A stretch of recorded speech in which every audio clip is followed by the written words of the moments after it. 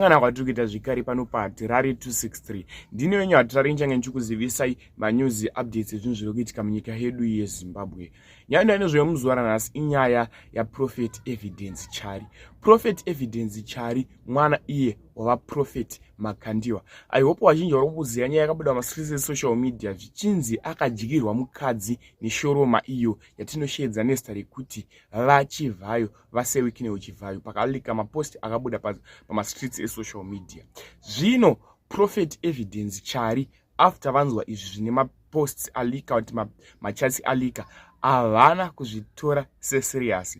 Vakabva vaposta post iyo yakanzi Mwari kana akakwanisa kusimudza mabhonzo kumadzosa muupenyu mukufema, vanozotadza seiko kupedza mhepo dziri mudzimba dzedu. Ende kana vakashedza mhepo kubva kona imwe 4 macorners vachidziisa panzvimbo 1 dzemba medu, vanotadza sei vanhu vabva vatanga kutuka Prophet Evidence Chari vachiti muri kuti mhepo dziri mudzimba dzedu sei, wadiwa kuti iri mumba mako, iwewe mumba mako ndo mune mhepo, nekuti haudi kushanda mufana iwewe unogona kunge wakatotuma mukadzi kunoti anohura kunze aite gumbo mumba gumbo panze. NdiWallace ataura mashoko aya kuti iwewe unogona kunge wakatotuma mukadzi kunohura kuti aite gumbo mumba gumbo panze kuti muwane mota. Why usina kuzvikoshesa? Why uri kufarira chihure chakaitwa? Ndinokumbura kuti zvaunofunga comment section pamusoro penyaya yaProfet Evidence Chari. Vanhu vari kutorawo maonero avo kuti